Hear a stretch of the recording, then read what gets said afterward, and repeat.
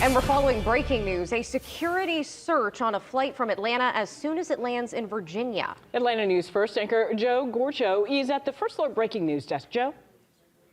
Tracy, Carly, when that Frontier Airlines flight landed at Dulles International Airport around 2:30, it was immediately removed from the runway because of beeping heard from the plane's cargo hold during the flight. Frontier tells Atlanta News First they are conducting a precautionary search at this time. Passengers were let off the plane, but will have to continue to wait for their bags. We will keep you updated on this story on the Atlanta News First app.